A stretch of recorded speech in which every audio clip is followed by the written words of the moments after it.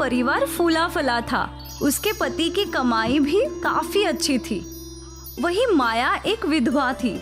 उसके पति को मरे हुए 4 बरस बीत गए थे और वो गांव में छोटा मोटा काम करके अपने और अपने बेटे का पेट पाल रही थी।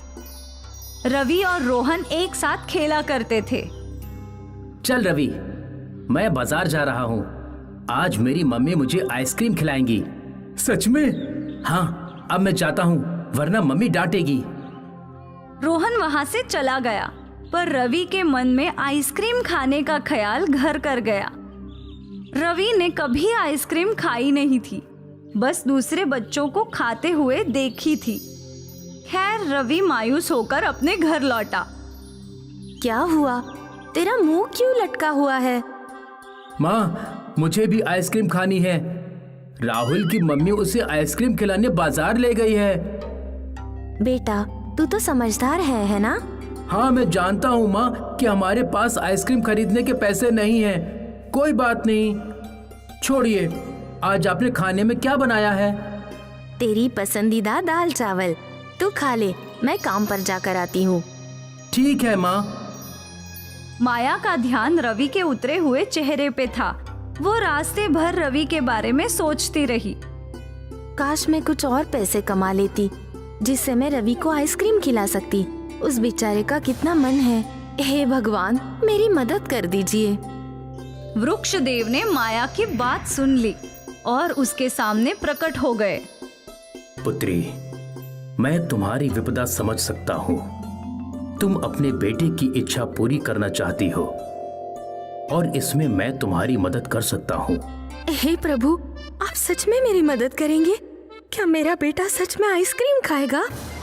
हाँ, ये लो।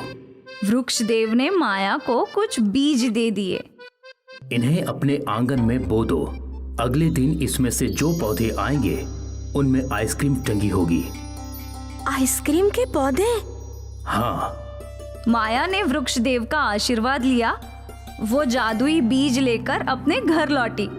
घर के बाहर आंगन में एक छोटा सा खेत था। माया ने सारे बीज इसी छोटे से खेत में बो दिए। माँ, ये आप क्या कर रही हो? मैं आइसक्रीम के पौधों के बीज बो रही हूँ। आइसक्रीम के पौधे? हाँ बेटा, वृक्षदेव ने खुद मुझे ये जादुई बीज दिए हैं। इनमें आइसक्रीम उगेगी सच में? हाँ। वाह, फिर तो हम आइसक्रीम खा भी सकते हैं और बेच भी सकते हैं। इस बारे में तो मैंने सोचा ही नहीं। अगर हम ढेर सारी आइसक्रीम उगाकर बेचे तो हमें बहुत सारे पैसे मिलेंगे और मुझे गांव में काम करने की भी जरूरत नहीं। हाँ माँ, हम तो बहुत पैसे वाले हो जाएंगे। बिल्कुल। अब इन बीजों में पानी डाल दो।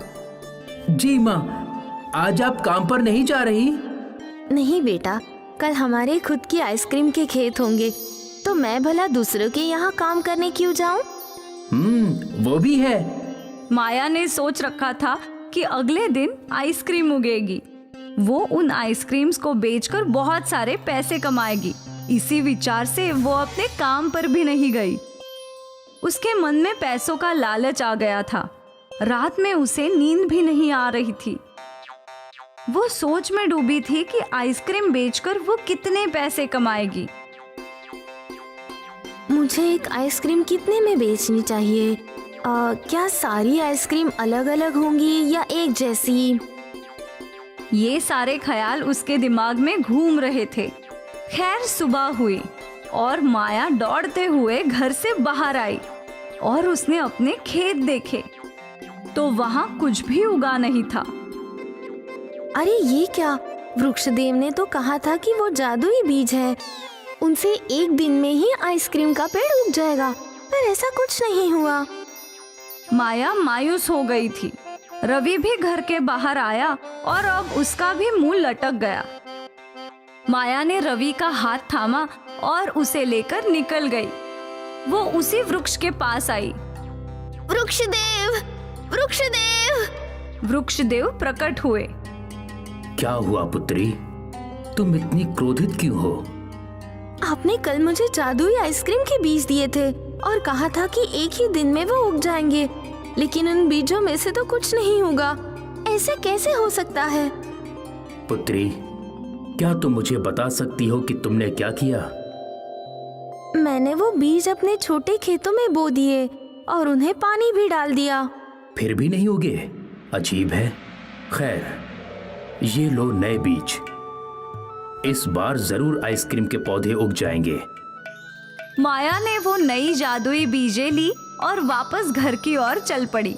एक बार फिर उसने अपने आंगन में वो बीज बो दिए और उन पर पानी डाला और इंतजार करने लगी। अगली सुबह भी वहां कोई पौधा नहीं था। ये देखकर माया क्रोधित हो गई और गुस्से में वृक्ष देवता के पेड़ की ओर चली गई और पहुंचते ही रोने और चिल्लाने लगी। वृक्षदेव, आप मेरी गरीबी का ऐसा मजाक उड़ाएंगे ऐसा सोचा नहीं था। पुत्री, मैंने तुम्हारे साथ कोई मजाक नहीं किया।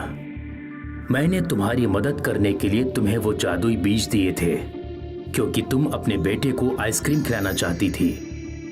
आपकी दी हुई बीज बोकर मैंने कितने सारे सपने देखे थे कि उन पर आइसक्रीम के पौधे उगेंगे। आइसक्रीम बेचकर मैं पैसे कमाऊंगी और अमीर बन जाऊंगी। मुझे लोगों के घर में काम करने की भी जरूरत नहीं पड़ेगी। यही तुमसे गलती हुई है पुत्री।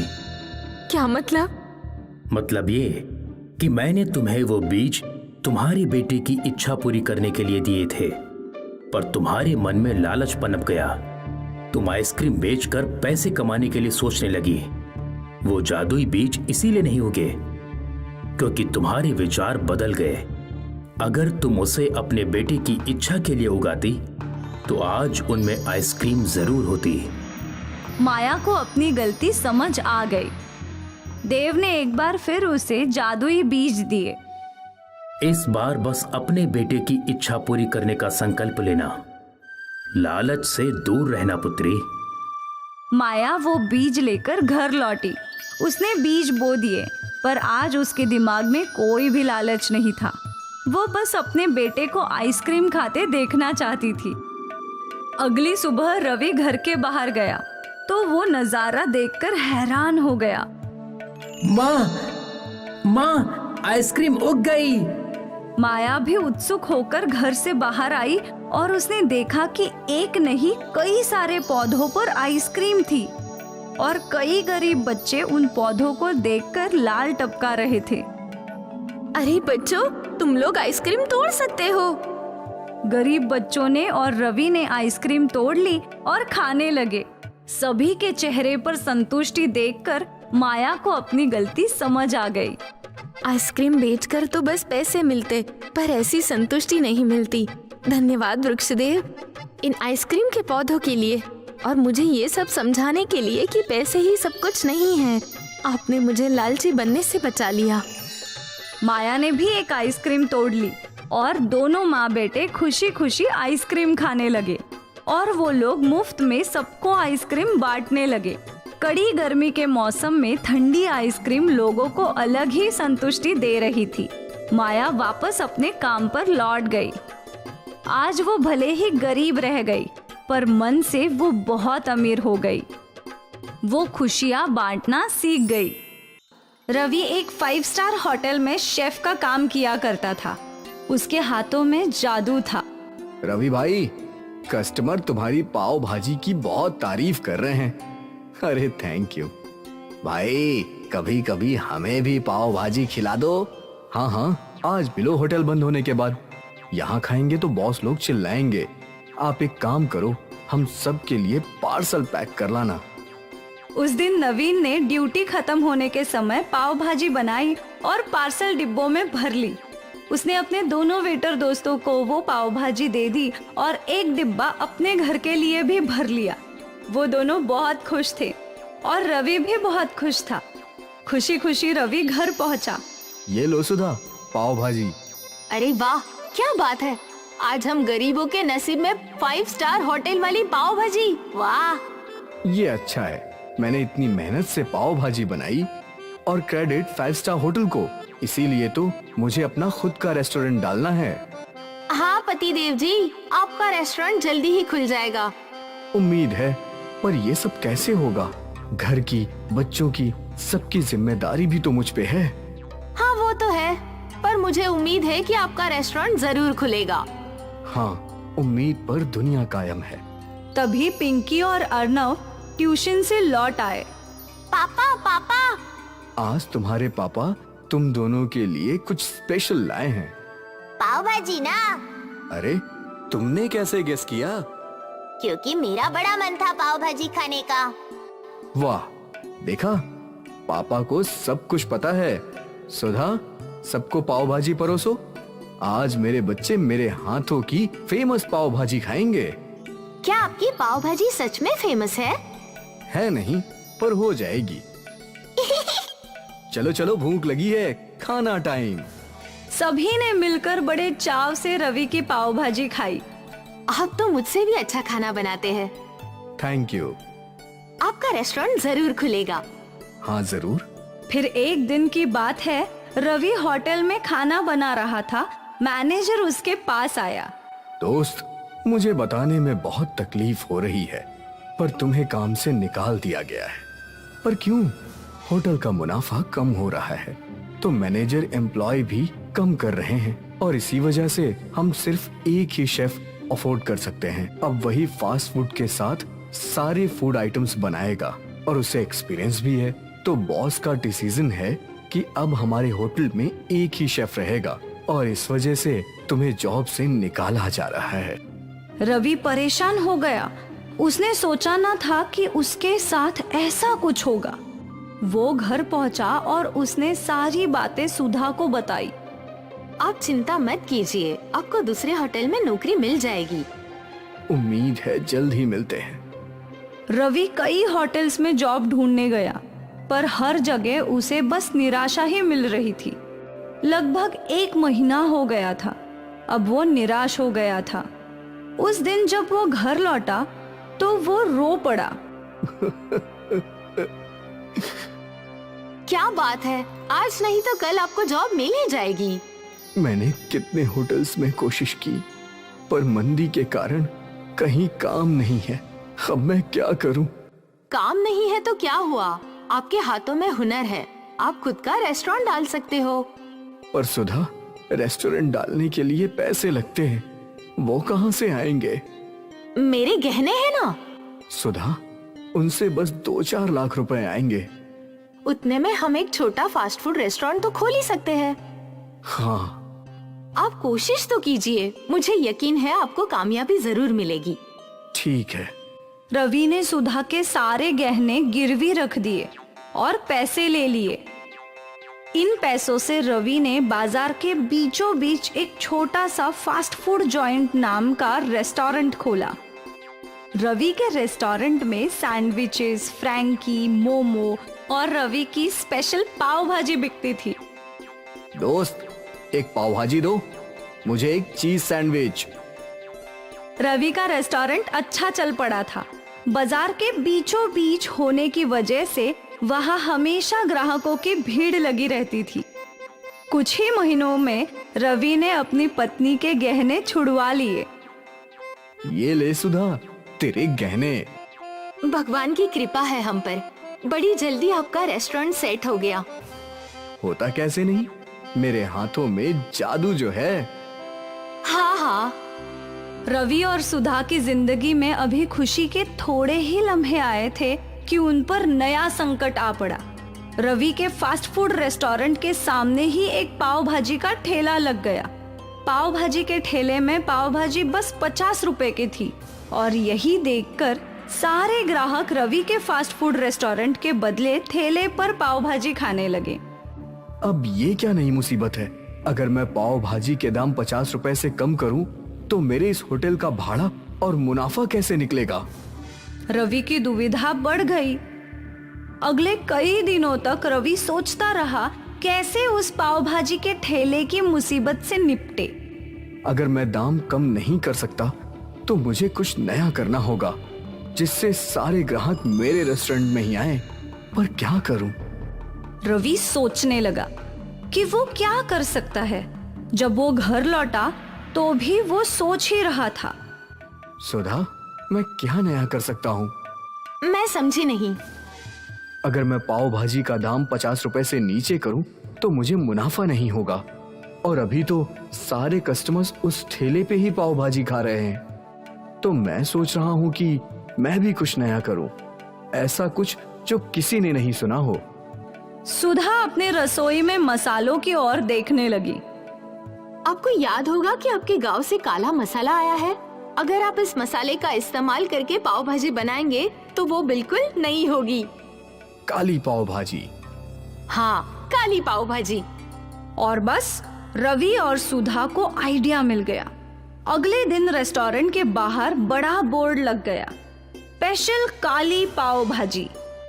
और रवि ने अपनी स्पेशल काली पाव भाजी बनाना शुरू कर लिया। कई लोगों ने वो बोर्ड पढ़ा। फिर एक यूट्यूबर का ध्यान उस बोर्ड पर गया और वो रेस्टोरेंट के अंदर आया। रवि ने उसे काली पाव भाजी सर्व की।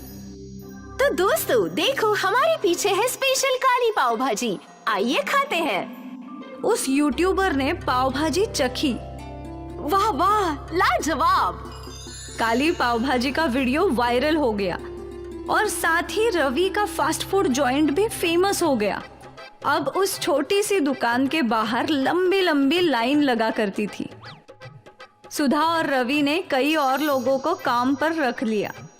काली पाव भाजी इतनी मशहूर हुई कि दूर दूर से लोग काली पाव भाजी खाने आने लगे। देखते ही देखते रवि का छोटा सा फास्ट फूड जॉइंट अब एक बड़ा होटल बन चुका था। आखिर अपने सपना पूरा कर ही दिया। हाँ, लेकिन ये सब तेरी वजह से मुमकिन हुआ है। तेरा आइडिया कमाल कर गया। काली पाव भाजी ने रवि के काले भविष्य को उज्जवल बना दिया, उसकी डूबती हुई नैया को पार लगा दिया और आखिर उसका होटल खोलने का सपना पूरा हो गया। केशव और गंगा की शादी को 6 साल हो चुके थे, लेकिन अब भी उन दोनों की बिल्कुल नहीं बनती थी और इसका कारण था केशव का शराब पीना। केशव रोज शराब के नशे में धुत लड़खड़ाते हुए घर आता था। अरे गंगा, चल खाना लगा। कितनी बार बोला है आपको कि शराब पीकर घर मत आया कीजिए। अरे ये मेरा घर है, तू कौन होती है मुझे घर में ऐसे रोकने वाली? मैं आपकी पत्नी हूँ और ये आपका बेटा सौरभ, और सौरभ को आपसे बहुत डर लगता है। कम से कम इसके लिए तो शराब पीना छोड़ दीजिए। ये मेरा बेटा है, मुझसे थोड़ी ना डरेगा। तू कुछ भी बोलती है अनाप शनाप। सौरभ, अरे सौरभ। सौरभ अपने पिता से डरकर अंदर के कमरे में भाग जाता है। तूने मेरे बेटे को डरपोक बना दिया है। और नशे की हालत में केशव गंगा को पीटता रहा। ये सब रोज का था। केशव रोज शराब पीकर आता और नशे में अपनी पत्नी को मारा करता था। केशव का बेटा सौरभ उससे बहुत डरता था और वो अक्सर किसी कोने में छुप जाया करता था। एक दिन की बात है, गंगा ने ठान लिया था कि आज वो केशव के इस रोज रोज के शराब की समस्या से मुक्ति पाकर ही रहेगी। इसलिए गंगा ने अपने पिता मधुकर राव को घर बुलाया था। पिताजी, अब ये रोज का हो गया है। ये खूब शराब पीकर आते हैं और मुझे मारते पीटते हैं। अब तो सौरभ अपने पिता से डरने लगा है। तू चिंता मत कर, मैं दामाद जी से बात करूंगा। बाप बेटी केशव के घर लौटने का इंतजार करने लगे। कुछ देर बाद केशव आया, पर वो नशे में धुत था। अरे गंगा, अरे ससुर जी, आप कब आए? गंगा, अपने पिता की अच्छे से ख्याल रखो, उन्हें अच्छा अच्छा खिलाओ पिलाओ। मैं खाना पीना खाने नहीं, बल्कि आपसे बात करने आया हूँ दामाद जी। मुझसे बात करने? किस बारे में? आपकी इस रोज रोज की शराब की आदत के बारे में। दामाद जी, आप समझदार हैं, आप जानते ही होंगे कि इस शराब की आदत की वजह से आपका पारिवारिक जीवन खराब होता जा रहा है। आपका तो बेटा भी आपसे डरने लगा है।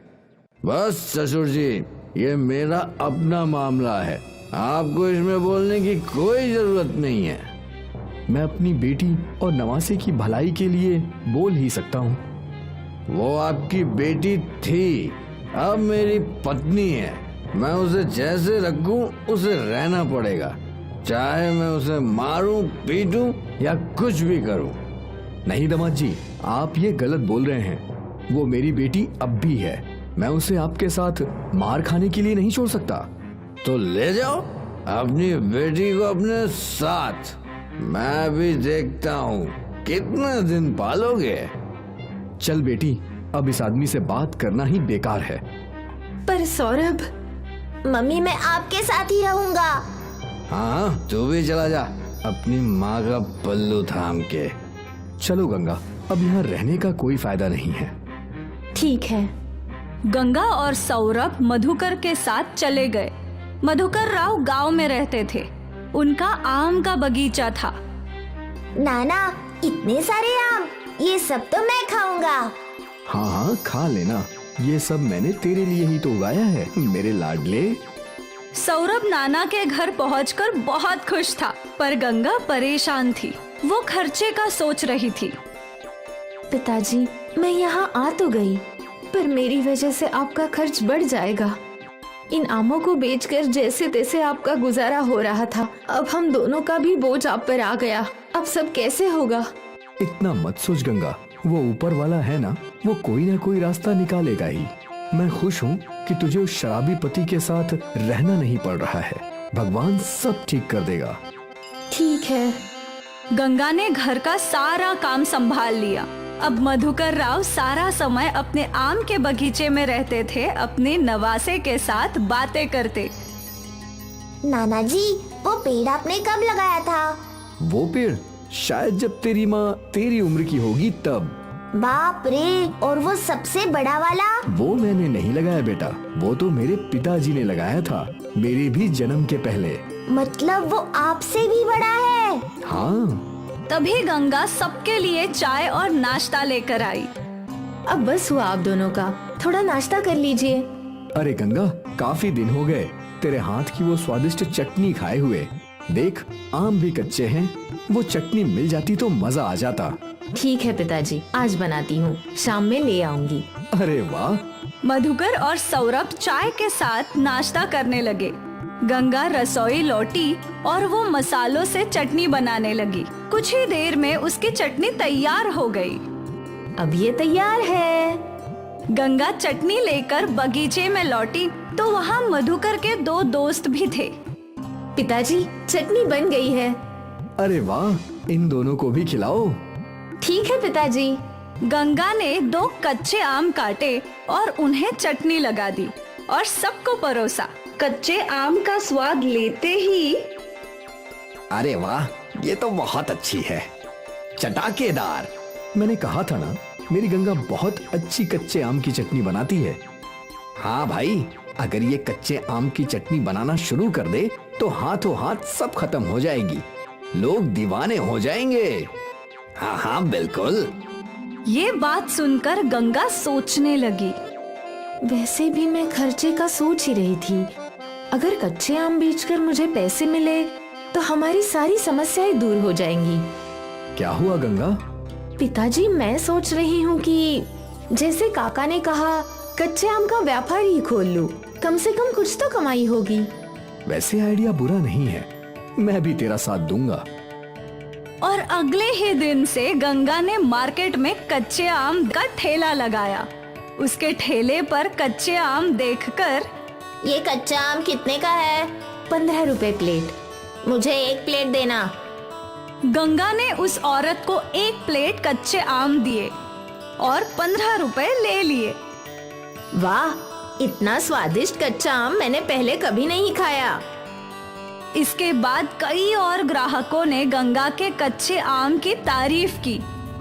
पहले ही दिन गंगा के कच्चे आम मशहूर होने लगे थे। शाम तक सारे आम खत्म हो चुके थे। गंगा ने ठेला बंद किया और अपनी पहली कमाई देखकर वो बहुत खुश थी। वो खुशी खुशी घर लौटी। कैसा था आज का दिन?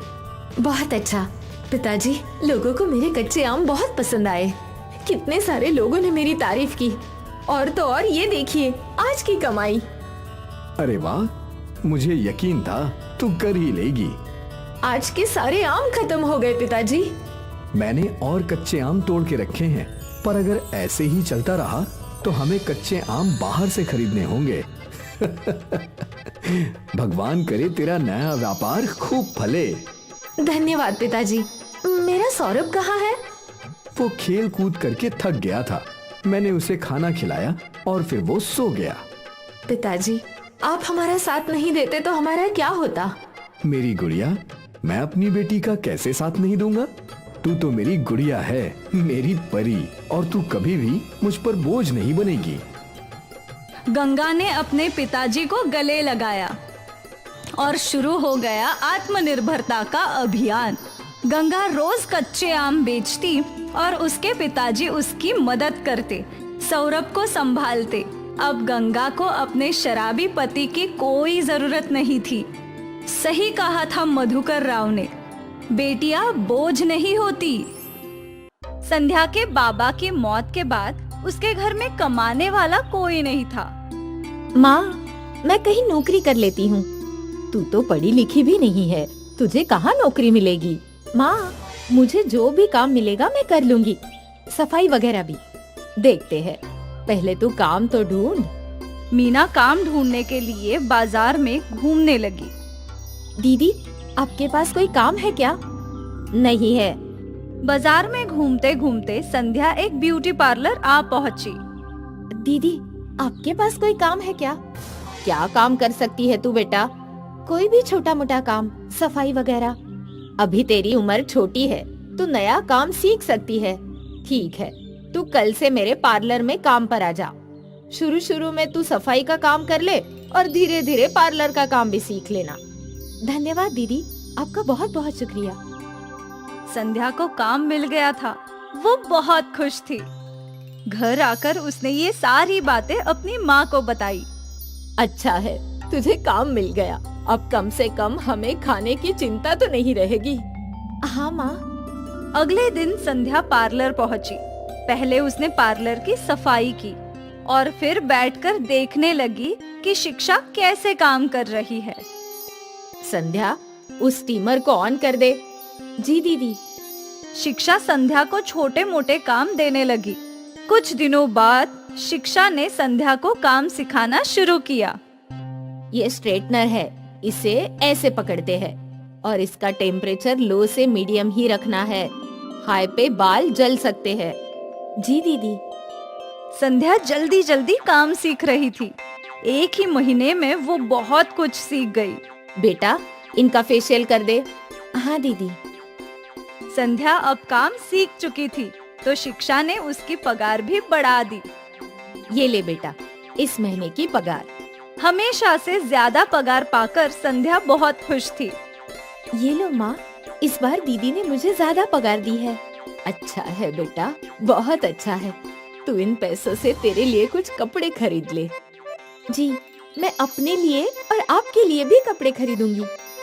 जैसे जैसे संध्या काम सीखती जा रही थी, शिक्षा उसकी पगार बढ़ा रही थी।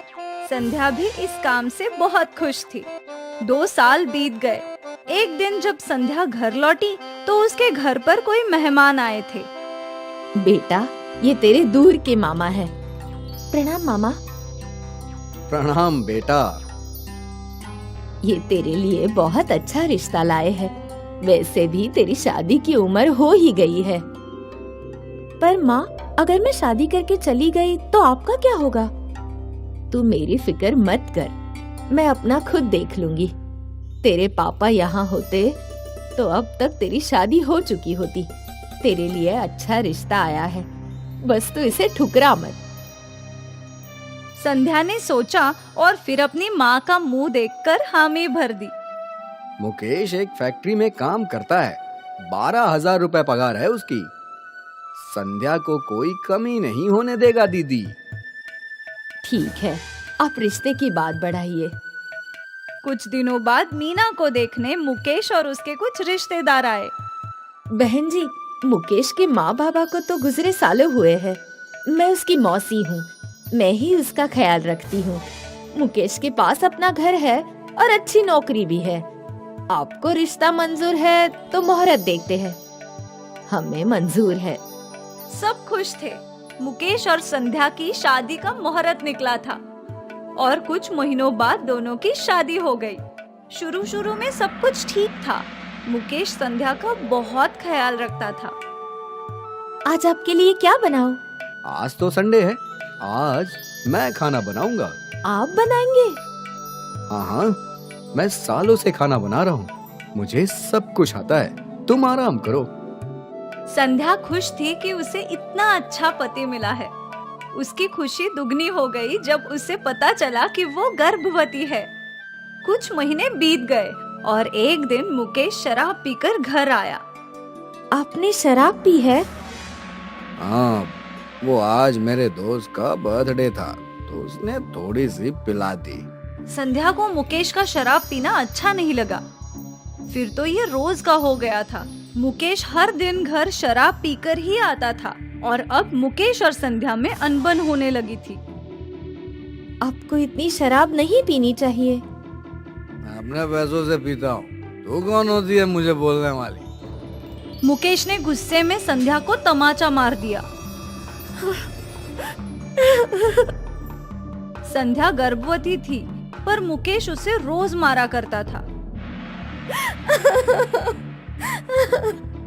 4 महीने बाद संध्या ने घर छोड़ दिया और अपने मायके चली आई। उसने रोते हुए अपनी माँ को सब कुछ बताया। माँ, अब तुम ही बताओ मैं क्या करूं? तेरी भलाई के लिए तेरी शादी की थी। मुझे कहाँ पता था कि तेरे साथ ये सब होगा बेटी। मुझे माफ कर दे। तू अब उस हैवान के पास मत जाना, यही रह जा। संध्या अपनी माँ के घर ही रुक गई। अगले दिन दोनों माँ बेटी बातें कर रहे थे। माँ, मैं सोच रही हूँ पार्लर का जॉब वापस ज्वाइन करूँ। नहीं बेटा, इस हालत में तू नौकरी पे कैसे जाएगी? मैं ही कोई काम ढूंढ लेती हूँ। तभी संध्या को एक आइडिया सूझा। माँ, अगर मैं घर में ही पार्लर खोल दूँ तो मैं घर में अपना ख्याल भी रख पाऊंगी और आपको भी काम करने की जरूरत नहीं। ये तो तू कर सकती है। उसी शाम मीना और संध्या ने बाजार से पार्लर का सारा सामान खरीद लिया और फिर घर के एक कमरे में पार्लर बना लिया और घर के बाहर पार्लर का बोर्ड लगा दिया। पहले ही दिन उसके पार्लर में कस्टमर्स आने लगे। संध्या और मीना खुश हो गई। संध्या अच्छा काम करती थी, इसलिए कस्टमर्स वापस आया करते थे और धीरे धीरे उसका ब्यूटी पार्लर चल पड़ा। गर्भवती होने के बावजूद वो 10-10 घंटा काम किया करती थी। कुछ महीनों बाद संध्या ने एक बेटी को जन्म दिया और फिर अपनी छोटी सी बेटी को संभालते हुए संध्या पार्लर चलाने लगी। संध्या के जीवन में अभी भी संघर्ष था, पर उसके पास एक रास्ता था जिससे वो अपने और अपने अपनों की जिंदगी बेहतर बना रही थी। 5 साल कड़ी मेहनत करके संध्या ने अपना बड़ा सैलून खोल दिया। अब उसकी बेटी भी स्कूल जाया करती थी और वो अपनी माँ के साथ एक बड़े घर में रहती थी। ये उसके लिए बड़ी सफलता थी, लेकिन अब भी उसका संघर्ष जारी है। एक बार की बात है, एक किसान जिसके पास बहुत जमीन थी, पर उसे अपनी फसलों का उचित दाम नहीं मिल पा रहा था, जिससे वो परेशान हो गया था। पिछली बार मुझे फसल का अच्छा दाम नहीं मिला था। क्या करूं? इस बार क्या बोऊं? किसान अपनी पत्नी के पास जाता है। अरे सुनती हो? बताइए, क्या बात है? फसल बोने का समय आ गया है। इस बार खेतों में क्या बोएं? वही जो हर बार बोते हैं। अरे पर उससे कोई मुनाफा नहीं हो रहा। पिछली बार तो तुमने देख ही लिया ना, पूरा का पूरा घाटे का सौदा रहा। और हम लोग कर भी क्या सकते हैं? मैं सोच रहा हूँ इस बार कुछ अलग बोया जाए। क्या आपका चरस, गांजा, अफीम बोने का विचार है? अरे नहीं, ये सब नहीं। क्या तुम सफेद चंदन के बारे में कुछ जानती हो? सफेद चंदन? अरे हाँ, सुना तो बहुत है उसके बारे में कि उसकी लकड़ी बहुत महंगी है। हाँ, उसकी लकड़ी बेचकर हम बहुत अच्छा मुनाफा कमा सकते हैं। पर उसकी खेती करना इतना आसान नहीं है। हाँ ये तो है, सफेद चंदन को उगाने में तो बहुत साल लगते हैं, पर उससे मुनाफा भी अच्छा ही होगा। ठीक है, फिर इस बार हम अपने खेतों में सफेद चंदन ही बोएंगे। मैं बाजार से चंदन के पौधे लेकर आता हूँ। किसान बाजार जाता है और बाजार से सफेद चंदन के बहुत सारे पौधे लेकर आता है। किसान और उसकी पत्नी दोनों मिलकर अपने खेतों में इन पौधों को लगाते हैं। लो जी, पौधे तो लगा दिए, अब हमें इनकी देखभाल भी अच्छे से करनी होगी। हाँ, तभी तो अच्छी लकड़ी तैयार होगी। हम हमेशा इनकी सिंचाई करेंगे और समय समय पर इनको खाद भी देंगे। किसान और उसकी पत्नी कुएं से पानी लाकर सफेद चंदन के पौधों में डालने लगे। अब ये दोनों इन पौधों की अच्छी तरह देखभाल करने लगे। पौधे धीरे धीरे बड़े हो रहे हैं, अब इन्हें ज्यादा भोजन की जरूरत है। आप बाजार से खाद ले आइए। ठीक है, तुम भी साथ चलो, इतनी खाद मैं अकेला नहीं ला पाऊंगा। किसान और उसकी पत्नी दोनों बाजार जाते हैं और बाजार से 2 बड़ी बोरियां खाद की लेकर आते हैं। दोनों मिलकर पौधों की जड़ों पर छोटे छोटे गड्ढे करते हैं और उनमें खाद डालते हैं। यहाँ तो छोटी छोटी घास उग रही है, हमें इसको हटाना होगा। हाँ, तभी तो पौधे अच्छी तरह से विकसित होंगे। किसान की पत्नी फावड़े से पौधे के आसपास उगी घास को हटा देती है और किसान कुएं से पानी लाकर पौधों की सिंचाई करने लगता है। धीरे धीरे समय बीतने लगता है और सफेद चंदन के पौधे बढ़ने लगते हैं। अरे वाह, हमारी मेहनत रंग ला रही है। देखो पौधे कितने बड़े हो रहे हैं। हाँ, इस बार तो आपने अच्छा दिमाग लगाया। इसमें नुकसान कुछ भी नहीं है, बस थोड़ी मेहनत जरूर है और वो तो हम दोनों मिलकर कर ही लेंगे। हाँ हाँ जरूर, आखिरकार हम हैं तो किसान ही। हम लोग मेहनत नहीं करेंगे तो और कौन करेगा। धीरे धीरे समय के साथ पौधे बड़े होते जा रहे हैं और उन पर ढेर सारी टहनियाँ और पत्ते भी आने लगे हैं। हमें अपने खेतों के चारों तरफ बाड़ करनी चाहिए, नहीं तो जंगली जानवर आकर पौधों की सारी पत्तियां खा लेंगे। हाँ, हम आज काम शुरू कर देते हैं, नहीं तो हमारी सारी मेहनत पर पानी फिर जाएगा। किसान और उसकी पत्नी अपने खेतों के चारों तरफ तार से बाड़ करने लगे। दोनों कड़ी धूप में भी मेहनत कर रहे थे। तुम देखना, एक दिन इस मेहनत का फल हमें बहुत अच्छा मिलेगा। हाँ हाँ जरूर। किसान और उसकी पत्नी ने अपने खेतों के चारों तरफ अच्छी तरह से मजबूत बाड़ कर ली थी, जिससे अब कोई भी जानवर पौधों को नुकसान नहीं पहुंचा सकता था। अब तो बस इंतजार है इनके बड़े होने का। जिस तरह से हम इनकी देखभाल कर रहे हैं, ये पौधे जल्दी ही बड़े हो जाएंगे। धीरे धीरे समय बीतने लगा और अब पौधे भी बढ़ते बढ़ते पेड़ बन गए और अब इनकी लकड़ी काटने के लिए अच्छे से तैयार हो गई। तभी एक दिन एक सपेरा किसान के खेत के पास से गुजर रहा था। उसे चंदन की खुशबू आने लगी। अरे वाह, यहाँ तो चंदन की बहुत अच्छी खुशबू आ रही है। लगता है किसी ने चंदन के पेड़ उगाए हैं। सपेरा आसपास ढूंढने लगता है तो उसे बाड़ के पीछे खेत दिखाई देता है, जिसमें सफेद चंदन के पेड़ काटने के लिए तैयार हैं, जिसे देखकर सपेरे को लालच आ जाता है। ओहो, तो ये बात है। इन पेड़ों की लकड़ियाँ तो मैं बेचूंगा। सपेरा अपनी टोकरी में से एक सांप निकालता है और उससे चंदन के पेड़ पर छोड़ देता है।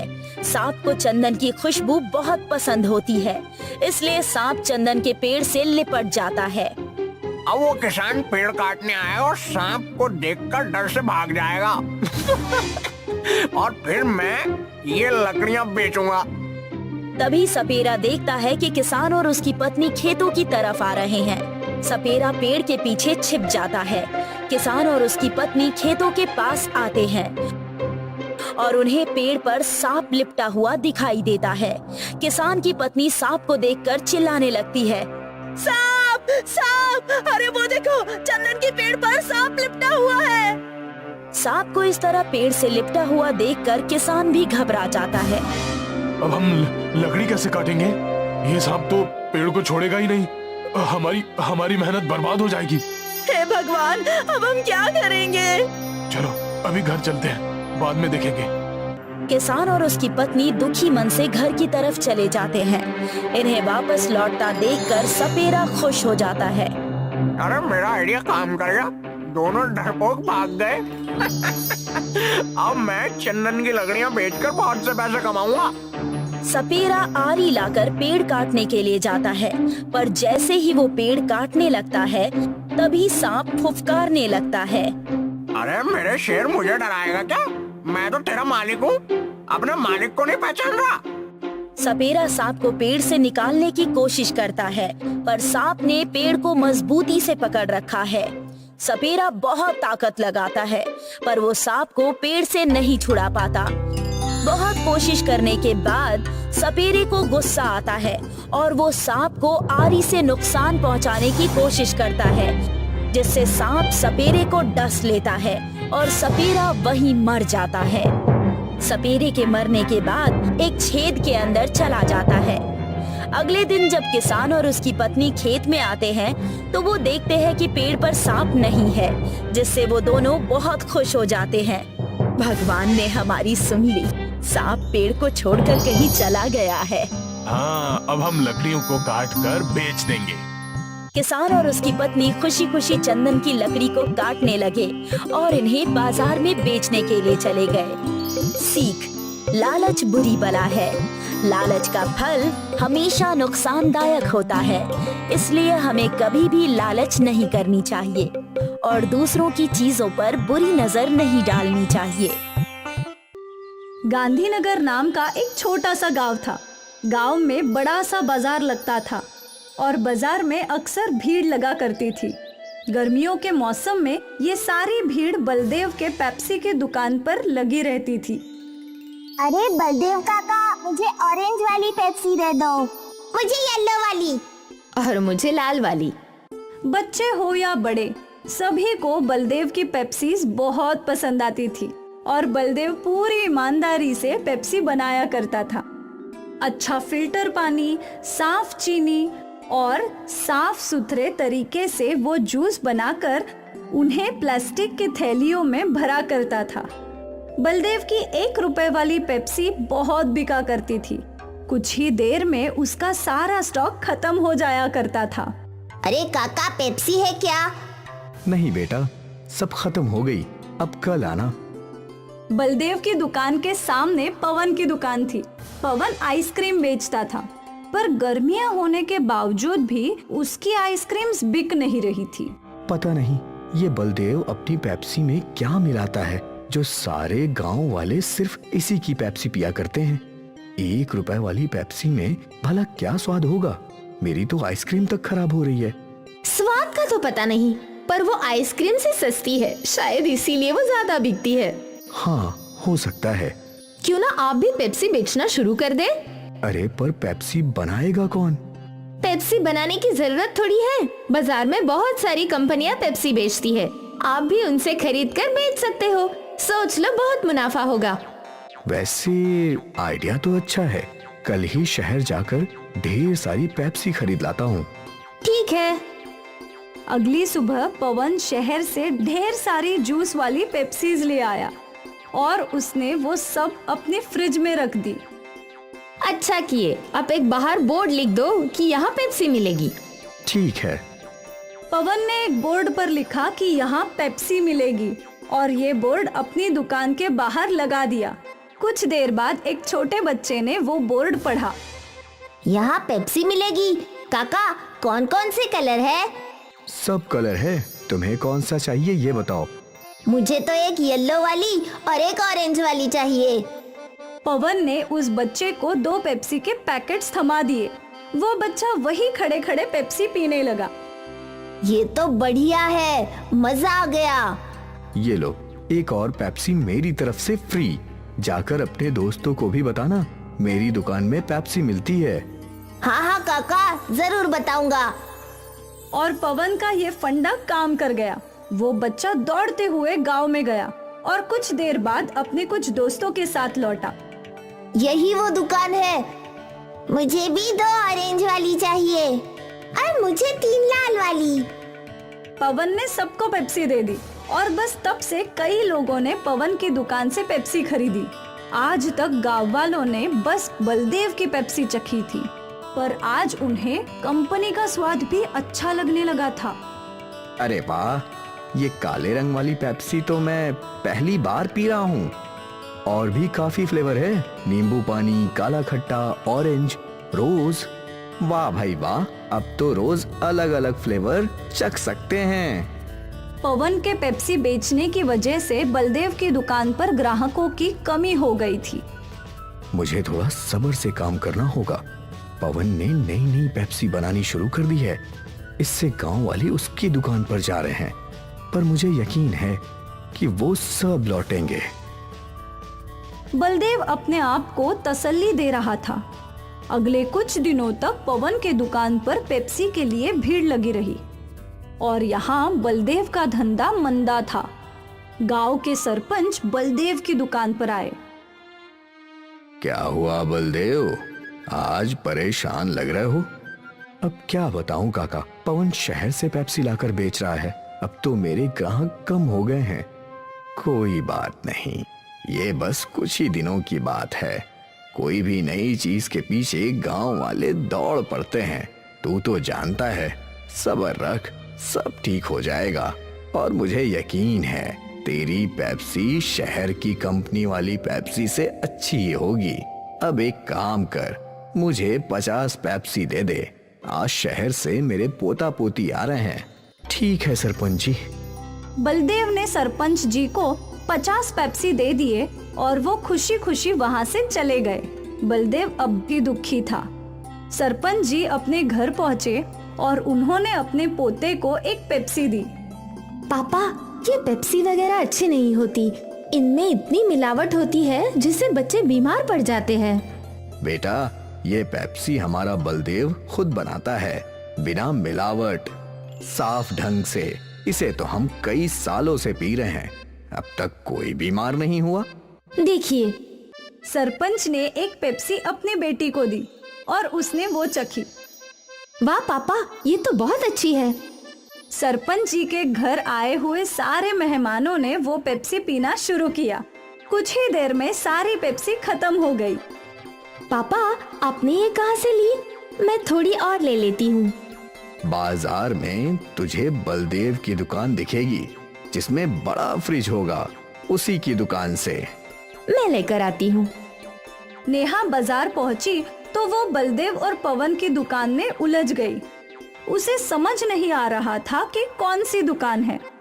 शायद जिस दुकान पर भीड़ लगी है, मुझे वहाँ जाना चाहिए। नेहा पवन की दुकान में गई। मुझे 20 पेप्सी देना। जैसे ही पवन ने फ्रिज से पेप्सी के पैकेट निकाले तो नेहा ने मना कर दिया। नहीं नहीं, ये नहीं चाहिए। अरे अभी तो आपने 20 पेप्सी मांगी। हाँ, पर ये केमिकल वाली नहीं चाहिए। वहाँ खड़े एक आदमी ने नेहा से पूछा, बहन, इस पेप्सी में कौन सा केमिकल है? ये पेप्सी शहर की कंपनियों में बनती है। वहाँ इन्हें बनाने में कई सारे केमिकल्स डालते हैं जो हानिकारक है और जिससे बच्चे बीमार पड़ सकते हैं। अगर ऐसी बात है तो तुम यहाँ पेप्सी लेने क्यों आई हो? मैं तो यहाँ वो पेप्सी लेने आई थी जो इसी गांव में बनती है। अच्छा, तो आपको बलदेव भाई की पेप्सी लेनी है? उनकी दुकान सामने है। नेहा वहाँ से चली गई, पर आसपास के लोग शहर की केमिकल वाली पेप्सी की बातें करने लगे। नेहा ने बलदेव की दुकान से पेप्सी खरीद ली और वो घर चली गई। केमिकल वाली पेप्सी की बात गांव में आग की तरह फैली और सारे माता पिताओं ने अपने बच्चों को पवन की दुकान से पेप्सी लेने के लिए मना कर दिया। आज से पवन काका की दुकान से पेप्सी मत लेना। क्यों माँ? क्योंकि उसमें ढेर सारे केमिकल है। तेरी तबीयत खराब हो जाएगी, फिर तुझे सुई लगेगी। ना बाबा ना। लोगों को बलदेव की अच्छाई समझ आ गई और एक बार फिर बलदेव की पेप्सी बिकने लगी। पवन की दुकान से कोई भी पेप्सी खरीद नहीं रहा था और थक हार के पवन ने पेप्सी बेचना ही छोड़ दिया। नेहा ने पूरे गांव को बीमार होने से बचा लिया और सब कुछ पहले जैसा हो गया। ये जानकी देवी का घर है। जानकी देवी के 3 बेटे हैं, गिरिराज, रविराज और जयराज। 3 बेटों की माँ को तो ठाठ से रहना चाहिए, पर ऐसा नहीं था। जानकी देवी बहुत परेशान रहती थी और उसका कारण थी जानकी देवी की 3 सरकारी नौकरी करने वाली बहुएं। बड़ी बहू दृष्टि एक कॉलेज प्रोफेसर थी, मंझली बहू रिद्धि पुलिस इंस्पेक्टर और छोटी बहू पीहू वकील थी। तीनों बहुओं को अपनी अपनी सरकारी नौकरी का घमंड था और तीनों हर बात पर झगड़ पड़ती थी। रिद्धि, तुम अपनी पुलिस वाली होने का रुबाब मत दिखाओ। मैं भी एक सरकारी नौकरी करती हूँ और उम्र में तुमसे बड़ी हूँ। तो क्या हुआ? अगर उम्र में आप मुझसे बड़ी है तो क्या आप हमेशा मुझे काम देती रहेंगी? खुद भी तो थोड़ा काम कर लीजिए। अरे भाभी, आज दृष्टि भाभी ने आपको काम बोल दिया तो आप फट से जवाब देने लगी। अब अपना काम रोज मुझे देती है, उसका क्या? मैं भी एक वकील हूँ, आपके खिलाफ केस कर दूंगी। अरे बस करो तुम तीनों, बात बात पर बहस करने लगती हो। और ये क्या है, मैं ये कर दूंगी, मैं वो कर दूंगी। ये घर है, तुम लोगों की स्कूल कचहरी या हवालात नहीं, समझी? अब जाओ सबकी सब अपने कमरे में। तीनों बहुएं एक दूसरे को गुस्से से देखकर अपने अपने कमरे में चली गई। जानकी देवी भी बाहर सोफे पर परेशान बैठ गई और तीनों बहुएं अपनी अपनी जॉब पर चली गई। कुछ देर बाद गिरिराज, रविराज और जयराज तीनों अपनी माँ के पास पहुँचे। माँ, आप क्यों इतनी परेशान हो रही हो? ये सब तो रोज का है, हमें तो आदत हो गई है इन सब की। अब तो हम तीनों ही बाहर एक साथ बैठे रहते हैं, कौन घर आकर इन तीनों की किटकिट सुनेगा? पर बेटा, ऐसा कब तक चलेगा? आग लगे ऐसे सरकारी नौकरियों को जिससे घर की सुख शांति भंग हो जाए। ऐसे चलता रहा तो एक दिन ये तीनों हमारा घर तोड़ देंगी। ऐसा कुछ नहीं होगा माँ, हम तीनों भाई अभी भी एक हैं और हम इन तीनों की बातों में बिल्कुल नहीं आएंगे। आप भी हमारी तरह इन सबको इग्नोर करना शुरू कर दो माँ। नहीं बेटा, मैं इन सब का अंत करके रहूंगी। हर दिन घर में कलेश हो ये अच्छी बात नहीं है। घर में सुख और शांति रहनी चाहिए। तो अब हम क्या कर सकते हैं? तुम एक काम करो कि जो भी मैं बहुओं को बोलूं उसमें तुम हामी भरना। पर आप उनसे क्या बोलने वाली हैं माँ? वो तुम मुझ पर छोड़ दो बेटा, मैं उनकी सास हूँ और सास कैसे अपनी बहुओं को सुधारती है ये अब देखते जाओ। मैं जो भी उन्हें बोलूँ तुम लोग बस हाँ बोलना। जी माँ। जानकी देवी ने एक युक्ति निकाल ली थी जिससे ये रोज की अनबन की समस्या हमेशा के लिए हल हो जाएगी। और आज इतने दिनों बाद जानकी देवी के चेहरे पर मुस्कान थी। शाम को जब तीनों बहुएं लौट आई और किचन में काम कर रही थी तो जानकी देवी उनके पास गई। तुम तीनों की तीनों अपना अपना सामान बांध लो। क्यों मम्मी जी? क्योंकि तुम तीनों अपने अपने मैके जा रही हो। हम क्यों अपने मैके जाएंगे? क्योंकि तुम तीनों को अपनी अपनी सरकारी नौकरी पर इतना घमंड है कि तुम तीनों ने उस घमंड में मेरे घर की सुख शांति बर्बाद कर दी है। मेरे तीनों बेटे तुमसे परेशान हैं। तुम तीनों ने बहू होने का कोई फर्ज नहीं निभाया, इसीलिए तुम तीनों अपने मैके जाओ। ऐसे कैसे मम्मी जी? ये तो गलत है। मैं आप पर केस कर दूंगी और आप तो मुझे जानती ही है, मैं सबके सबको अंदर डाल दूंगी। हाँ हाँ, मैं सब जानती हूँ। और पीहू बेटा, अपने तलाक का केस तुम खुद ही लड़ोगी क्या? रिद्धि, मुझे ये बताओ, ये परिवार के झगड़े का केस किस थाने में लिखवाऊं? देखो, तुम तीनों अच्छे से अपने मैके जाना चाहती हो तो जाओ, वरना मैं तमाशा करके केस करके भी तुम तीनों को निकलवा सकती हूँ। वैसे भी मेरे तीनों बेटे मेरे साथ हैं। ऐसे कैसे हो सकता है? मेरे पति मेरा साथ देंगे। ठीक है, गिरिराज, रविराज, जयराज। जानकी देवी की आवाज लगाते ही तीनों बेटे सामने आ गए। तुम लोग खुद अपनी पत्नियों को बताओ कि तुम लोग मेरे साथ हो। हाँ माँ, जो भी फैसला लेंगी हम उनके साथ हैं। हम तुम तीनों की किटकिट से ऊब गए हैं। माँ का फैसला ही हमारा फैसला है। ये सुनते ही तीनों सरकारी बहुओं के चेहरे का रंग उड़ गया। अब उन तीनों को समझ नहीं आ रहा था कि वो लोग क्या करें। बेहतरी इसी में है कि तुम तीनों अपना अपना सामान बांधो और अपने मैके जाओ। अपनी सरकारी नौकरी का घमंड अपने मैके वालों को भी तो दिखाओ। अब जाओ यहाँ से। तीनों बहुएं गर्दन झुकाकर अपने अपने कमरे में चली गई। गिरिराज अपने कमरे में पहुंचा। आप सच में चाहते हैं कि मैं यहाँ से चली जाऊँ? अगर तुम्हारे जाने से परिवार की शांति लौट सकती है तो जाओ, माँ भी कितना सहेगी। तुम तीनों एक साथ रह ही नहीं सकती, तीनों की तीनों घमंडी हो। दृष्टि की आंखों में आंसू आ गए थे। तुम मुझे रोकोगे नहीं? बिल्कुल नहीं, तुम्हारे रोज रोज के टॉर्चर से तो बेहतर है कि तुम चली जाओ। रिद्धि का पूरा घमंड चकनाचूर हो गया था। क्या तुम सच में मुझसे तलाक लोगे? हाँ, अगर जरूरत पड़ी तो। अब पीहू भी परेशान थी। वो ये घर छोड़कर नहीं जाना चाहती थी। जानकी देवी खुशी खुशी सोफे पर बैठी थी और तभी उनकी तीनों बहुएं उनके पास आई। माँ जी, हमें माफ कर दीजिए। हमें इस घर से नहीं जाना है, ना ही इन्हें तलाक देना है। पर तुम तीनों को तो इस घर से ज्यादा अपनी सरकारी नौकरी से प्यार और घमंड है ना? क्यों बड़ी बहू, तुम आज कोई पाठ नहीं पढ़ाओगी? मझली बहू, हमें थाने नहीं ले जाओगी? और तुम छोटी बहू, तुम तो हम पर केस करने वाली थी ना? तीनों की आंखों में आंसू आ गए। हमें माफ कर दीजिए। हम फिर कभी अपनी सरकारी नौकरी का घमंड नहीं दिखाएंगे। हम सब घर की शांति बनाए रखेंगे। हमें माफ कर दीजिए। जानकी देवी यही चाहती थी। आज उसकी तीनों सरकारी बहुओं की आंखों में पछतावा था। बड़ी बहू, मझली बहू, छोटी बहू, रोना बंद करो। तुम सबको अपनी गलती समझ आ गई, ये बहुत है। परिवार का मतलब एक साथ हंसी खुशी रहना है। पर तुम तीनों अपनी सरकारी नौकरी के घमंड में मेरे इस परिवार को तोड़ने जा रही थी। मैं नहीं चाहती कि तुम तीनों यहाँ से जाओ। मैंने तुम्हें माफ कर दिया। इस परिवार की शांति हमेशा बनाए रखना।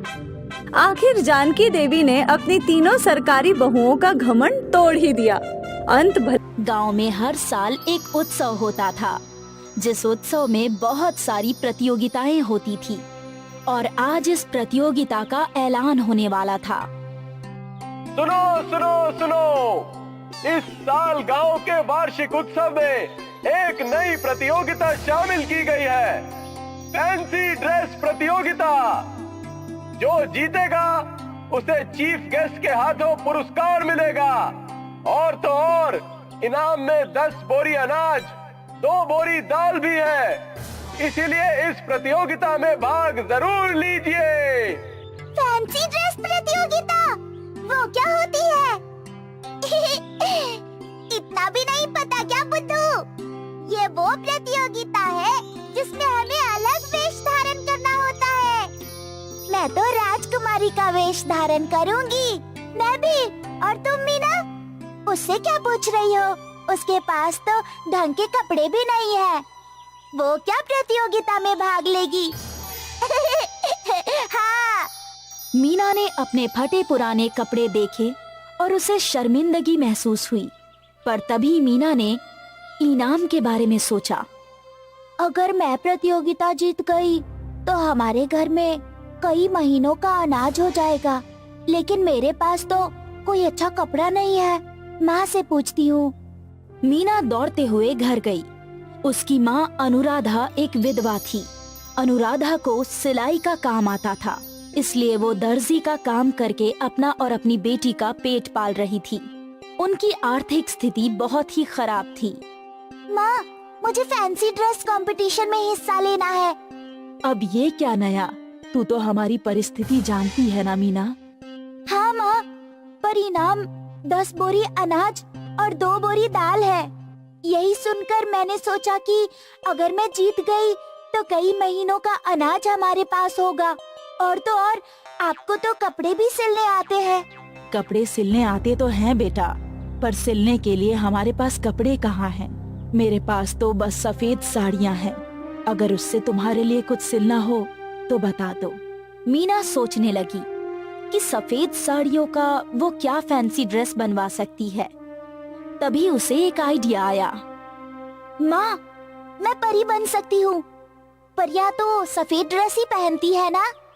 हाँ, पर परियों के ड्रेस पर बहुत सारी सजावट की होती है, जैसे मोती, फूल, चमकी।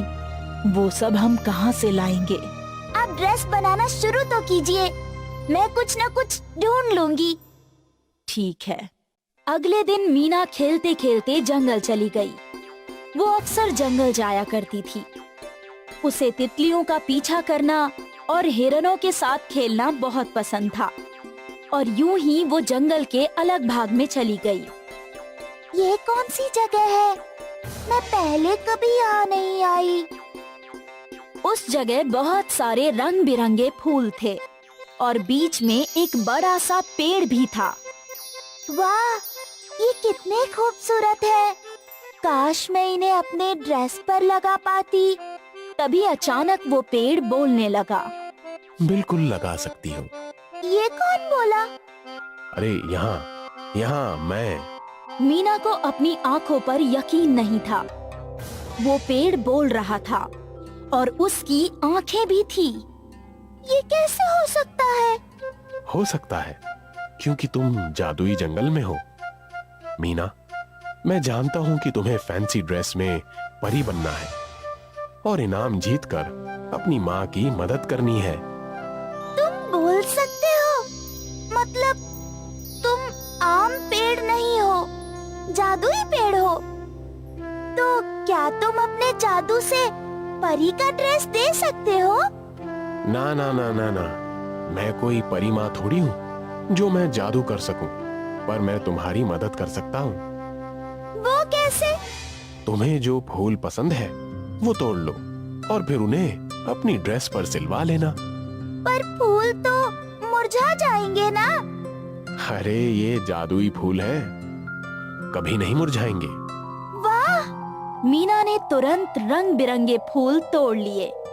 शुक्रिया बोलने वाले पेड़। मुझे खुशी है कि मैं तुम्हारी मदद कर सका। All the best. वो सारे फूल लेकर मीना घर गई। देखो मीना, तुम्हारा ड्रेस तैयार है। माँ, मैं सजावट के लिए फूल भी ले आई।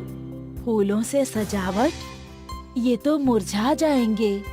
नहीं माँ, ये जादुई फूल है, इन्हें कुछ नहीं होगा। मीना ने एक फूल वाइट ड्रेस के ऊपर रखा और वो फूल वाइट ड्रेस पर चिपक गया। इसी तरह बाकी सारे फूल भी ड्रेस पर चिपक गए। रंग बिरंगे फूलों से वो ड्रेस बहुत ही खूबसूरत दिख रहा था। वाह, ये तो बहुत खूबसूरत है। माँ, पर परी की छड़ी और पर कहाँ है? अनुराधा ने अलमारी खोली और वहाँ से उसने पर और छड़ी निकाली जो उसने पहले ही बना कर रखी थी। शाम को गांव के मैदान में स्टेज लगा था। गांव के सारे बच्चे अलग अलग वेश में थे। कोई राजकुमारी, कोई जादूगर, कोई पंडित तो कोई डॉक्टर। राधा और प्रिया झगड़ा कर रहे थे। तभी मीना अपना सुंदर सा ड्रेस पहनकर वहां पहुंची। उसे देखकर सभी लोग हैरान रह गए। प्रतियोगिता शुरू हुई। सभी बच्चे स्टेज पर आकर चलने लगे और जजेस उन्हें नंबर्स देने लगे। उन्होंने मीना को धक्का मारकर उसे गिराना चाहा। वो गिरने ही वाली थी कि अचानक वो हवा में अटक गई और सबके सामने असली परी आ गई। परी ने अपने जादू से मीना को हवा में उड़ाया। तुम अच्छी हो मीना, और अच्छे लोगों के साथ हमेशा अच्छा ही होना चाहिए।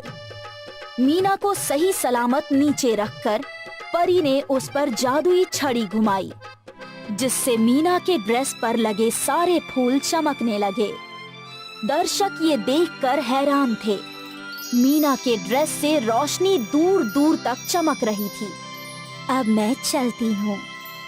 परी जादू करके चली गई और फिर जजेस ने मीना को फर्स्ट प्राइज दिया और साथ ही सारा इनाम भी। मीना गरीब होते हुए भी फैंसी ड्रेस प्रतियोगिता जीत गई और साथ ही उसने अपनी माँ की मदद भी की। वेंकटेश के नारियल के बाग थे। वो नारियल के पेड़ों पर चढ़कर नारियल तोड़ता था और फिर इन नारियलों को व्यापारी को बेचकर पैसे कमाता था। वेंकटेश और शुभलक्ष्मी दोनों अपने बेटे मुर्गन को पढ़ा लिखा कर बड़ा ऑफिसर बनाना चाहते थे। शुभलक्ष्मी, मेरा बेटा मुर्गन एक दिन बहुत बड़ा आदमी बनेगा। हाँ बनेगा ही, आप इतनी मेहनत जो कर रहे हैं। मेहनत तो करनी ही पड़ेगी ना। मुर्गन को मेरी तरह नारियल वाला थोड़ी ना बनाना है। तभी मुर्गन वहाँ आ गया। अप्पा, मैं बहुत बड़ा आदमी बनूंगा एक दिन और आपको गाड़ी में घुमाऊंगा, गाड़ी में।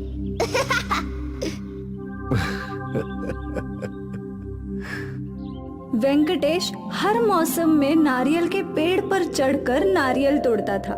वो अपने काम में निपुण था।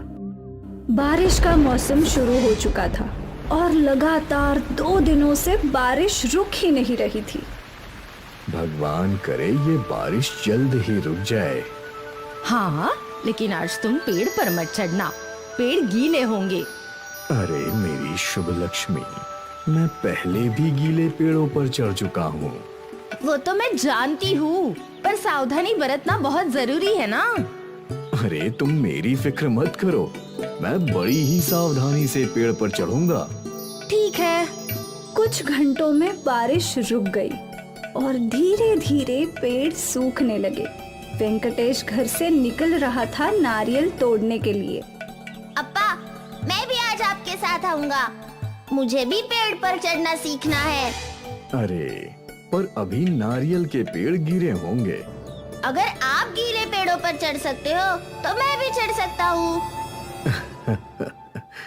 ठीक है, चल आज तुझे भी चढ़ना सिखा ही दूंगा। संभल कर चढ़ना, मेरे बेटे के हाथ पांव तुड़वा मत देना। हाँ। वेंकटेश और मुर्गन अपने नारियल के बाग में पहुँचे। यहाँ वेंकटेश मुर्गन को चढ़ना सिखाने लगा। ये देख मुर्गन, ऐसे बड़े अच्छे से देख देख के कदम रखना, समझा? ठीक है अप्पा। मुर्गन कोशिश करने लगा पर उसका संतुलन बन ही नहीं रहा था। तो कोशिश करते रहो, मैं तब तक नारियल तोड़ता हूँ। ध्यान से कदम रखना, वरना तेरी अम्मा मुझे चिल्लाएगी। जी अप्पा। यहाँ वेंकटेश दूसरे पेड़ों को देखने लगा। बारिश की वजह से पेड़ पर काई जम गई है। मुझे बहुत सावधानी से पेड़ पर चढ़ना होगा। फिर वेंकटेश नारियल के लंबे पेड़ पर चढ़ गया। उसने उस पेड़ के सारे नारियल तोड़ दिए। यहाँ मुर्गन अब भी नारियल के पेड़ पर चढ़ने की कोशिश ही कर रहा था। वेंकटेश एक पेड़ के बाद दूसरे पेड़ पर चढ़ा। यहाँ भी उसने सारे नारियल तोड़ दिए। वो इस पेड़ से नीचे उतर ही रहा था कि मुर्गन की आवाज सुनकर वेंकटेश का संतुलन बिगड़ गया और काई के फिसलन की वजह से वो पेड़ से नीचे गिर गया।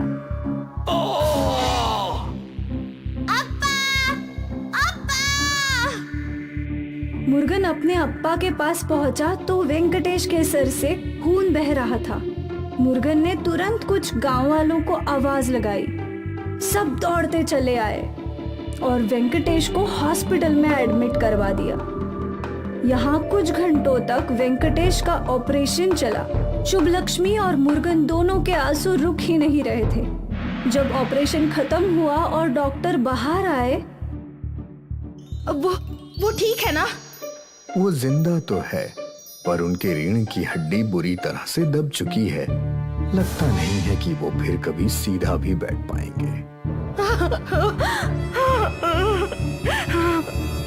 शायद उन्हें जिंदगी भर सिर्फ बिस्तर पे ही लेटना पड़े। डॉक्टर की बात सुनकर शुभलक्ष्मी और मुर्गन दोनों फूट फूट कर रोने लगे।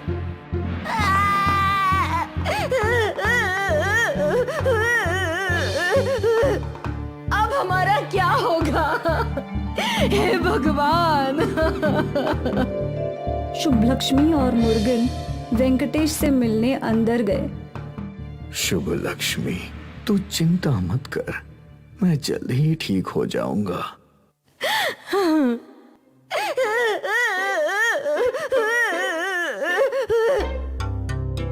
मुर्गन रोते हुए बाहर चला गया।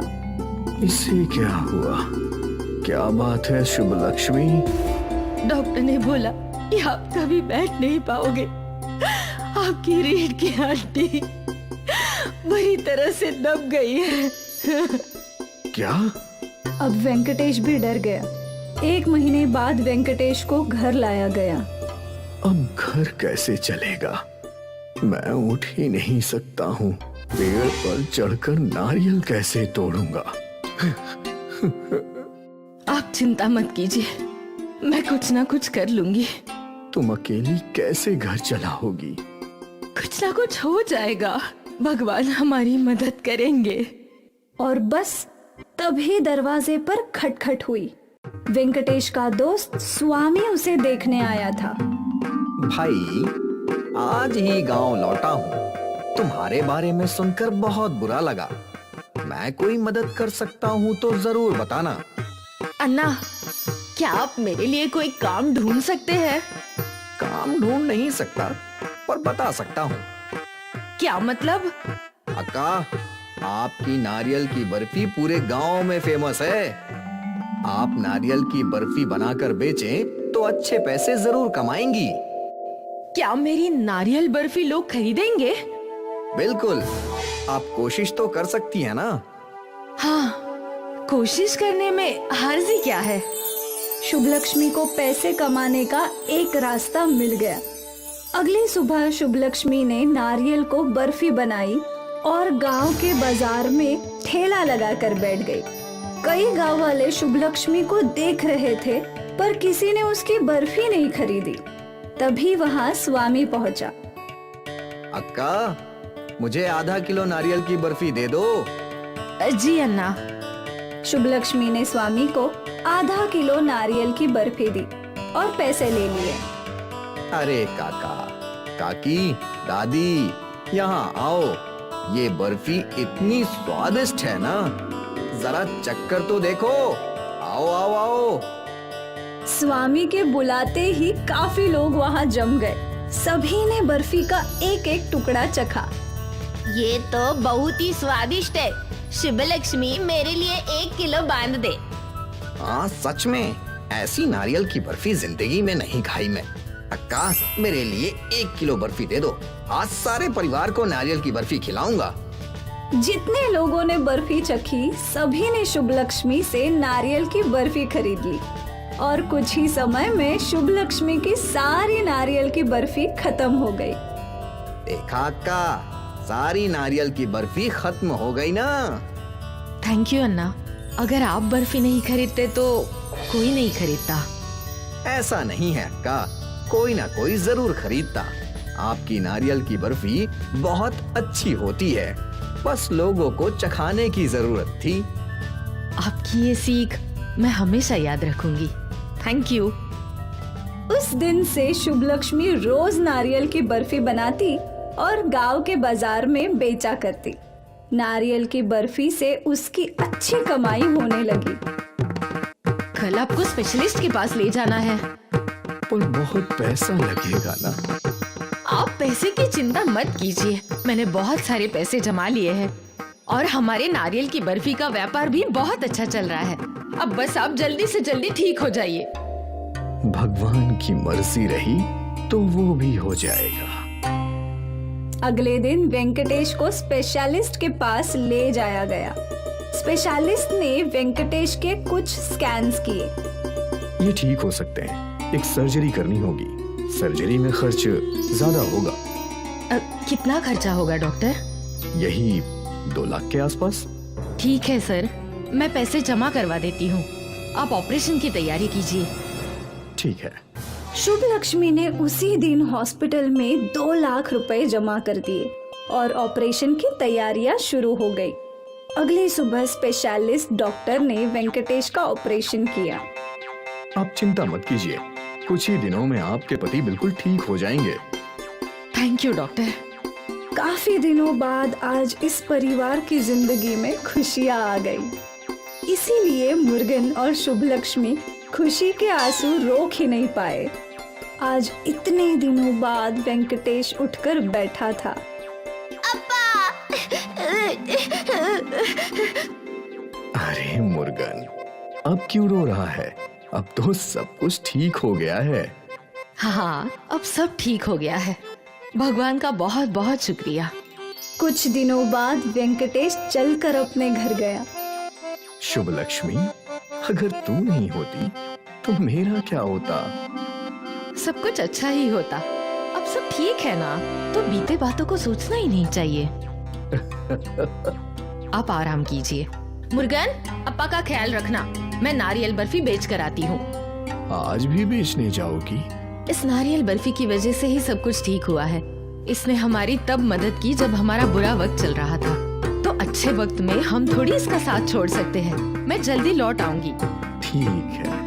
और शुभ लक्ष्मी बाजार पहुंच गई नारियल बर्फी बेचने।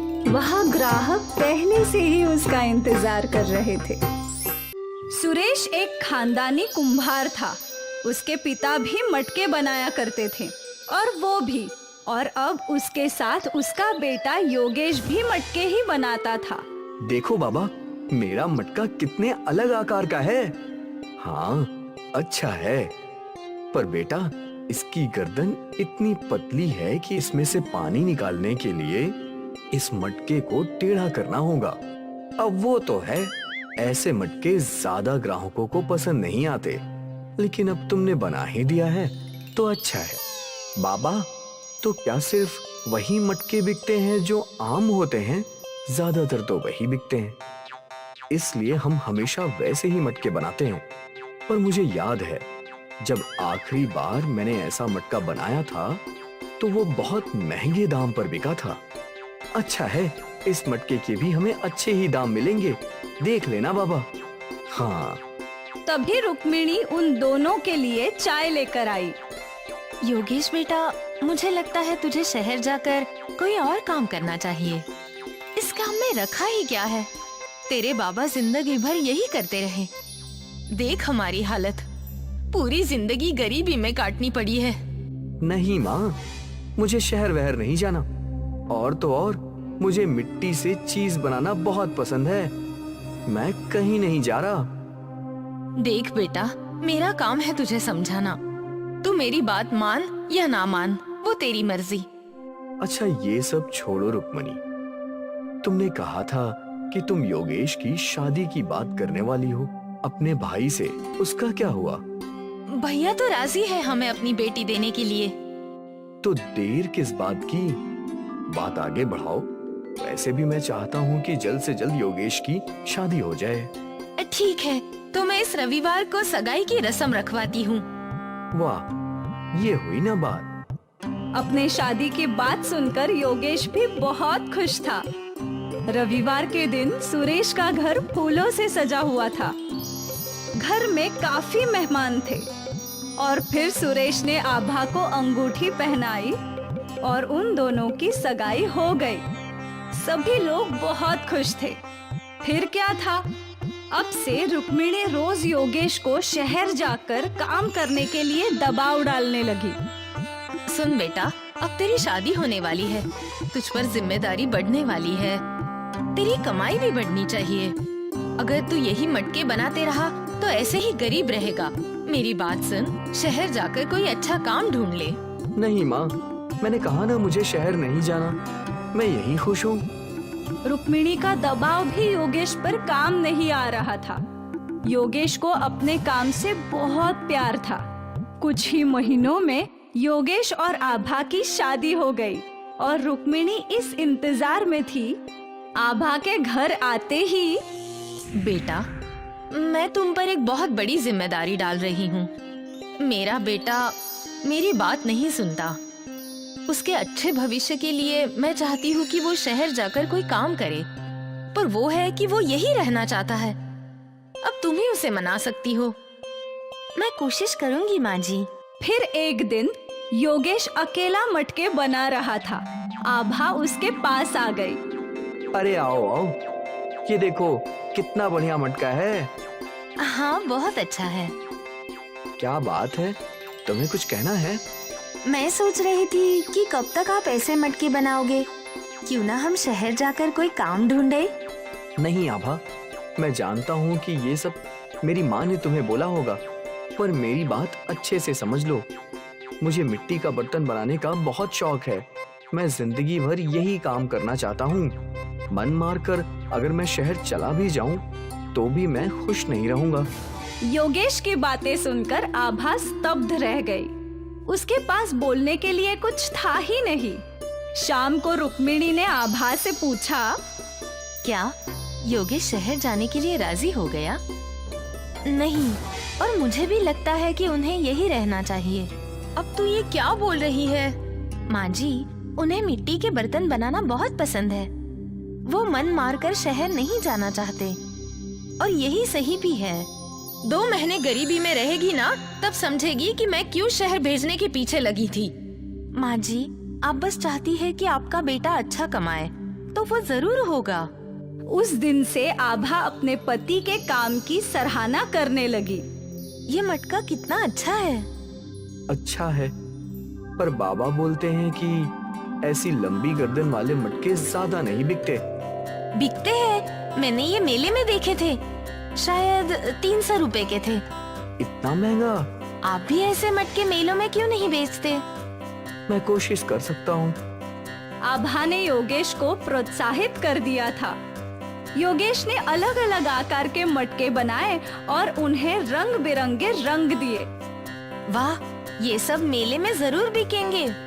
उम्मीद तो यही है। उस दिन योगेश सारे मटके लेकर मेले में गया। उसके अलग अलग आकार के मटकों को मेले में काफी डिमांड थी। भैया, मुझे वो लंबी गार्डन वाला मटका चाहिए। मुझे वो रंग बिरंगा। एक ही दिन में योगेश के सारे मटके बिक गए और उसकी आमदनी अच्छी खासी हो गई। योगेश घर आया और सारे पैसे अपने बाबा के हाथ में रख दिए। ये देखो बाबा, आज की कमाई। अरे ये तो बहुत ज्यादा है। मेले में बेचने का आइडिया आपकी बहू का था। जुग जुग जियो बहू, और हमेशा अपने पति का साथ देना, वरना कुछ औरतें होती हैं जो पति को सिर्फ शहर भेजना चाहती हैं। पास खड़ी रुक्मिणी सब सुन रही थी। आभा और योगेश बहुत खुश थे। उस रात योगेश को एक नया आइडिया आया। आभा, कोई मिट्टी का फ्रिज खरीदेगा क्या? मिट्टी का फ्रिज? मतलब मिट्टी की ऐसी अलमारी जिसमें सब्जियां, फल सब ताजे के ताजे रहें, जो बिना बिजली के चले। क्या आप ऐसा कुछ बना सकते हैं? हाँ। तो फिर देर किस बात की? ये आइडिया तो सुपर हिट हो जाएगा। मैं कल ही मिट्टी का फ्रिज बनाता हूँ। अगली सुबह ही योगेश ने मिट्टी का फ्रिज बनाना शुरू किया। अरे ये क्या बना रहा है? बाबा, ये मिट्टी का फ्रिज है। इसमें सब्जी, फल सब ताजे रहेंगे, वो भी बिना बिजली के। वाह, सुना था पहले के लोग जमीन में गाड़ के सब्जियां, फल ताजे रखते थे। सोचा नहीं था कि मिट्टी से ऐसा कुछ बन सकता है। हाँ, मैंने बहुत पहले सोचा था, पर कल की कमाई देखकर लग रहा है कि इस मिट्टी की फ्रिज को भी लोग खरीदेंगे। हाँ बिल्कुल, मैं भी तेरी मदद करता हूँ। फिर बाप बेटे ने मिलकर कई मिट्टी के फ्रिज बनाए। अगली सुबह दोनों उन मिट्टी के फ्रिज को मेले में ले गए। अरे भैया, वो क्या है? अलमारी जैसा। वो मिट्टी की फ्रिज है। इसमें आपकी सब्जियां और फल ताजे बने रहेंगे लंबे समय तक, वो भी बिना बिजली के। सच्ची? हाँ हाँ बिल्कुल। उस औरत ने एक मिट्टी का फ्रिज खरीद लिया। एक पत्रकार ने मिट्टी के फ्रिज की तस्वीर खींची और फिर देखते ही देखते कई और ग्राहकों ने मिट्टी के फ्रिज खरीदे और सारे फ्रिज बिक गए। आज पहली बार सुरेश ने इतनी कमाई एक साथ देखी थी। वो लोग खुशी खुशी घर गए। देखो भाग्यवान, आज तुम्हारे बेटी की कितनी कमाई हुई है। बाप रे, ये तो कुछ भी नहीं है। अब तो पैसों की बारिश होगी। इसका मिट्टी का फ्रिज का आइडिया कमाल का है। लोगों ने हमें एडवांस दिया है मिट्टी की फ्रिज बनाने के लिए। वाह योगेश, माफ करना बेटा, मैं ही गलत थी। मुझे लगता था कि इस काम में तू कभी खुश नहीं रहेगा, इसीलिए हमेशा तुझ पर शहर जाने का दबाव डालती थी। फिर रुक्मिणी आभा के पास गई। बेटा, ये सब जो हो रहा है वो तेरी वजह से है। तेरे प्रोत्साहन की वजह से आज योगेश ने ये सफलता हासिल की है। काश तेरी तरह मैंने भी इनका साथ दिया होता तो अब तक हमारे हालात बदल चुके होते। मम्मी जी, आप ऐसी बातें मत कीजिए। अब सब कुछ ठीक हो गया है। अभी तो हमारे खुशियों के दिन आए हैं और आप पिछली बातों को याद कर रही हैं। जाने दीजिए, अब से सब सही होगा।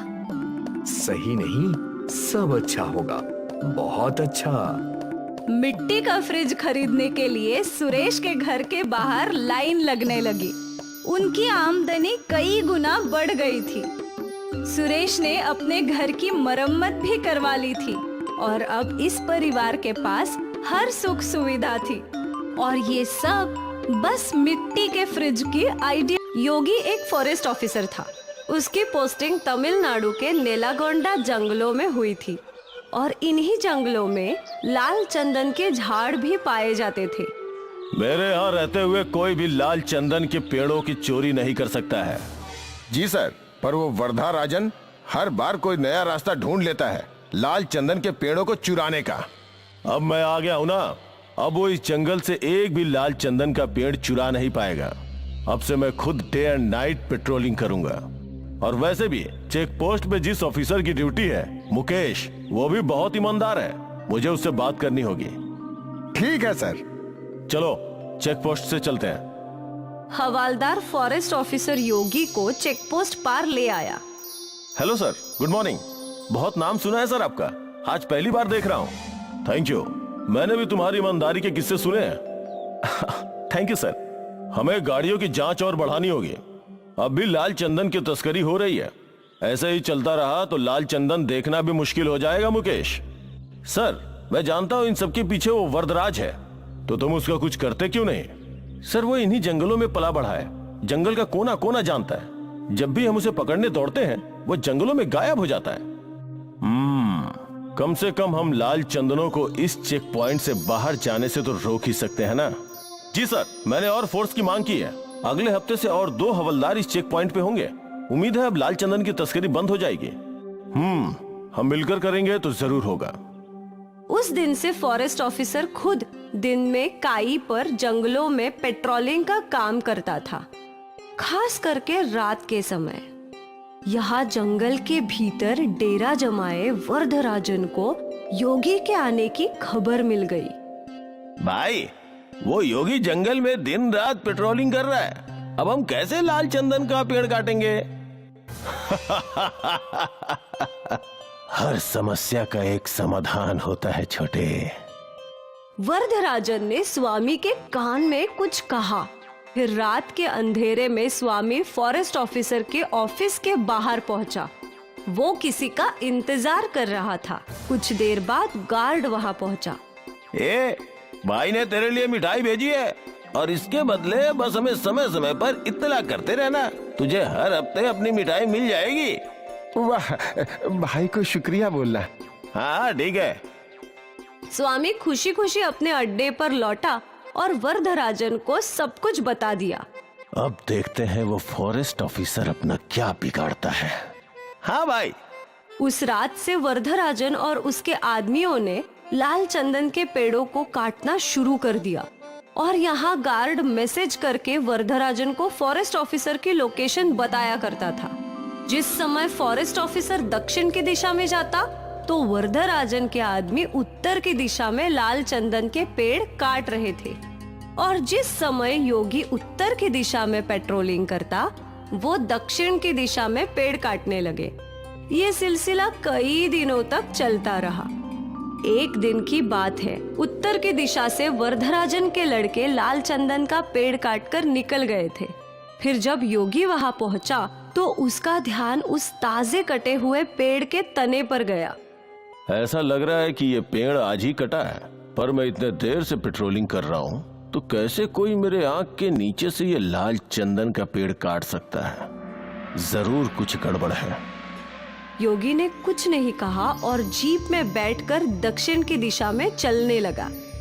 जब वो यहाँ पहुंचा तो यहाँ भी उसने ताजे कटे हुए पेड़ों के तने दिखे।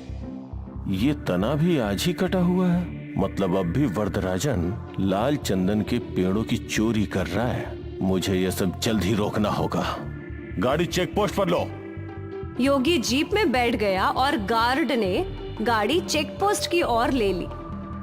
क्या हुआ सर, आप बहुत टेंशन में लग रहे हैं। मुझे तुमसे अकेले में बात करनी है। जी सर, आइए ना, अंदर बैठकर बात करते हैं। चेक पोस्ट की छोटी चौकी में बस फॉरेस्ट ऑफिसर योगी और इंस्पेक्टर मुकेश थे। बोलिए सर, यहाँ हमारी बातें कोई नहीं सुन सकता। मुकेश, अब भी जंगल में लाल चंदन के पेड़ कट रहे हैं। क्या यहाँ से कोई बड़ी गाड़ी गुजरी है?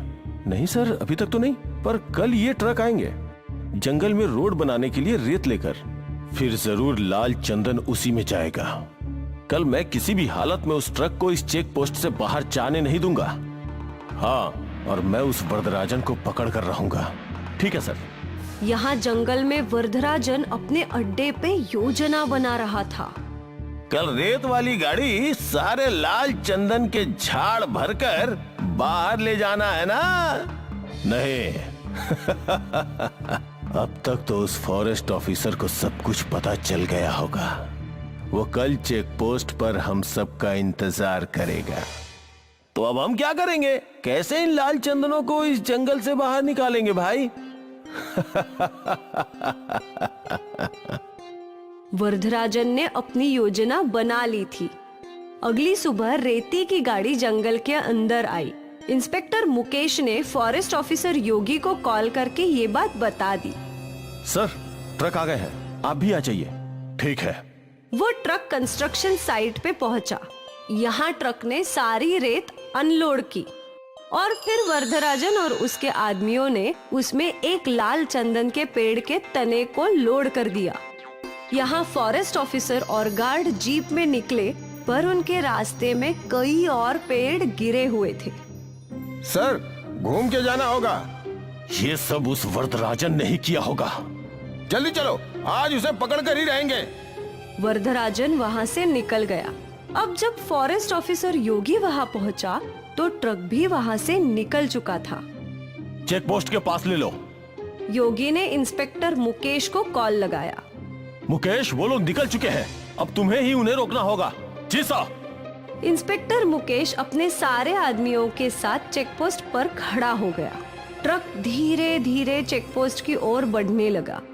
चेक पोस्ट पर मुकेश और सारे पुलिस वाले बंदूक तान कर खड़े थे। ड्राइवर ने पुलिस वालों को देखा और उसने गाड़ी रोक दी और पीछे से फॉरेस्ट ऑफिसर ने अपनी जीप लगा दी। ट्रक को चारों ओर से घेर लिया था। हवलदार, चेक करो ट्रक में क्या है। हवलदार ट्रक के अंदर चढ़ा। सर, यहाँ लाल चंदन तो है, पर एक ही है। क्या? इंस्पेक्टर ने भी ट्रक में चढ़कर जांच की तो वहाँ बस एक ही लाल चंदन का पेड़ था। सर, आप यहाँ आइए। अब फॉरेस्ट ऑफिसर योगी भी ट्रक में चढ़ गए। वो भी ये सब देखकर हैरान था। उस वरदराजन ने इस बार भी हमारे साथ धोखा किया। और यहाँ वरदराजन अपने सारे लोगों के साथ और लाल चंदन के पेड़ों के साथ नदी के रास्ते से लाल चंदन के पेड़ जंगल से बाहर निकाल रहा था। मुझे कोई रोक नहीं सकता। लाल चंदन सिर्फ मेरा है।